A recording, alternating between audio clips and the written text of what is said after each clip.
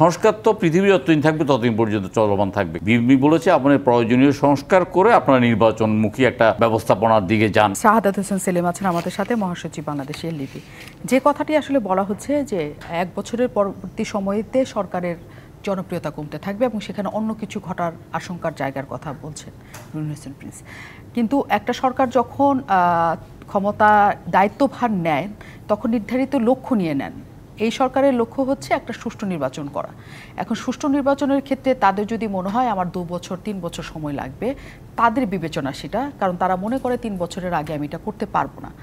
রাজনৈতিক দলগুলিকে কোনো কারণে তাদেরকে অবিশ্বাস করা শুরু করেছে যে যা সময় লাগবে তার চেয়ে বেশি সময় তারা চাইতে পারে, এই কারণেই এত কবে দিবেন কবে দিবেন। না, ধন্যবাদ আপনাকে এবং আপনাদের মাধ্যমে দর্শকদেরকে ধন্যবাদ জানাচ্ছি।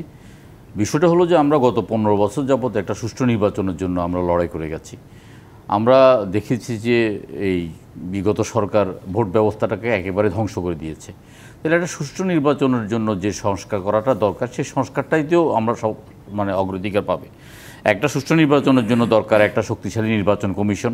সেই নির্বাচন কমিশনকে সহায়তা করার জন্য দরকার একটা নিরপেক্ষ প্রশাসন এবং নিরপেক্ষ পুলিশ বাহিনী। এইগুলোকে সংস্কার করা দরকার, কারণ পুলিশ বাহিনীটিকে তো একেবারেই মাফিয়াতন্ত্রের একদম পাচাটাতে পরিণত করা হয়েছে এবং পুলিশ বাহিনীর মধ্যে কোনো ধরনের সততা, কোনো ধরনের নিষ্ঠা, কোনো ধরনের দেশপ্রেম কোনো কিছুই ছিল না। শুধুমাত্র আজ্ঞাবহ এবং মানুষকে গুলি করে মারা, তারপরে থানায় নিয়ে হয়রানি করা এবং বিশেষ দলের স্লোগান দেওয়া এবং বিশেষ দলের কর্মী হিসেবে নিজেকে উপস্থাপন করা, তার পুলিশের কিছু করেনি। আর প্রশাসনের একই অবস্থা, একেবারে ডিএনএ টেস্ট করে যে সরকার এর একদম অনুগত তাদের করেছে। তাহলে সুতরাং এই জায়গাগুলোতে সংস্কার করেই আপনি একটা নির্বাচনে দিয়ে যান। সংস্কার তো পৃথিবীর যতদিন থাকবে ততদিন পর্যন্ত চলমান থাকবে, কিয়ামত পর্যন্ত সংস্কার থাকবে। আপনি চাইলেই সব কিছু সংস্কার করতে পারবেন না। বাংলাদেশে 54টা মন্ত্রণালয় আছে, আপনি 54টা মন্ত্রণালয়ের সার্বিক সংস্কার করতে পারবেন না। আপনি যে যে জায়গায় সংস্কারের দরকার আছে সেই সংস্কারগুলো করেন। আপনি যে একটা কথা বলেছেন যে দ্রুততম সময়ে বিএনপি নির্বাচন চায়, বিএনপি দ্রুততম এই শব্দটা কখনোই বলে নাই। বিএনপি বলেছে আপনার প্রয়োজনীয় সংস্কার করে আপনারা নির্বাচনমুখী একটা ব্যবস্থাপনার দিকে যান।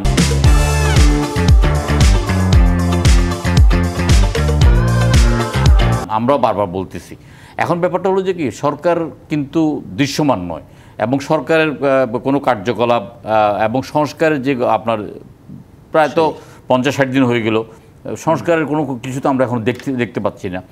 ধরুন বাংলাদেশে যদি মন্ত্রণালয়ের মধ্যে দুর্নীতির অবস্থা দেখেন তাহলে টপ 10-এর মধ্যে একদম টপ 10-এর একদম কাছাকাছি থাকবে স্বাস্থ্য মন্ত্রণালয়। স্বাস্থ্য উপদেষ্টা কী নাম আমি ঠিকমতো জানিও না এবং উনি দায়িত্ব পাওয়ার পরে কোনো হাসপাতাল পরিদর্শন করতে গিয়েছে সেটাও দেখি নেই। কয়দিন আগে আমি পঙ্গু হাসপাতালে গেলাম, এটা কি হাসপাতাল নাকি একটা কাচারার ভাড় এটা বোঝা যাচ্ছে না। প্রশাসনের কোনো কাজ করছে না এবং অন্তর্বর্তীকালীন সরকারের যে উপদেষ্টারা আছেন আমরা এখন বলা শুরু করেছি যেটা, যদি আপনি মনে করেন যে আরও কয়েকজন উপদেষ্টা নিতে হবে যাদের মিশন এবং ভিশন আছে তাদেরকে নেন। আপনি এমন উপদেষ্টা নিয়েছেন যারা গত 15 বছর কুম্ভকর্ণের নির্দেশ গিয়েছে, হঠাৎ করে ঘুম থেকে জেগে উঠে দেখে যে তারা উপদেষ্টা হয়ে গেছে। তাহলে এই আগ্নেয়গিরির মতো বাংলাদেশের উপদেষ্টার চেয়ারটা বর্তমানে মনে করেন আগ্নেয়গিরির উপর বসে আছে। আগ্নেয়গিরির উপর বসে থাকার মতো মানসিক প্রস্তুতি তো ওই ভদ্রলোকের ছিলেন না। তাহলে ওনার থেকে আমরা সেরকম কোনো সংস্কার আশা করতে পারি না।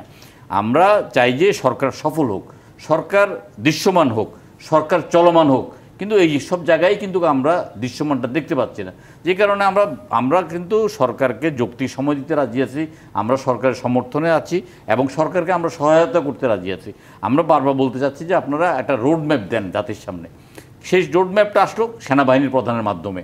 আমরা দেখলাম যে তার 2 দিন আগে সেনাবাহিনীর প্রধানের সাথে প্রধান উপদেষ্টার একটা বৈঠক হয়েছে। হয়তো সেনাবাহিনী প্রধানের মাধ্যমে তিনি ব্যাপারটা একটা বার্তা দিতে চেয়েছেন যে 18 মাস। আমাদের ধারণা যে ধরেন এর আগে তত্ত্বাবধায়ক সরকার যেটা ছিল, তত্ত্বাবধায়ক সরকারের একটা কনভেনশন ছিল যে 3 মাসের মধ্যে তার একটা নির্বাচন দেবে। আচ্ছা, এটা না 6 মাস লাগলো বা 9 মাস লাগলো, 1 বছর লাগলো, কিন্তু 18 মাস পর্যন্ত লাগতে পারে এটা আমরা মনে করি না। কারণ এটা সুষ্ঠু নির্বাচনের জন্য আর একটা অন্তর্বর্তীকালীন সরকার চাইলেই সব কিছুতে হাত দিতে পারে না, চাইলেই সব কিছু করতে পারে না।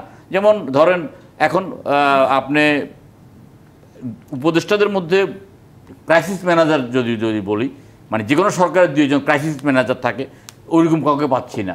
উপদেষ্টাদের মধ্যে দৃশ্যমান কম, তারপর তাদের বক্তব্যটা ভিন্ন খাতের বক্তব্য। আমরা যেটা চাচ্ছি ধরেন এই যে একটা বন্যা হয়ে গেল আমাদের দেশে, আমাদের এই যে লক্ষ্মীপুর, নোয়াখালীতে এসব অঞ্চলে, সেখানে আমরা দেখলাম যে সমস্ত খাল বিল এতটা জলাবদ্ধতা, তো আপনি জলাবদ্ধতা দূর করার জন্য আপনি একটা খাল পরিষ্কার করার উদ্যোগ নিয়ে দেখেন না।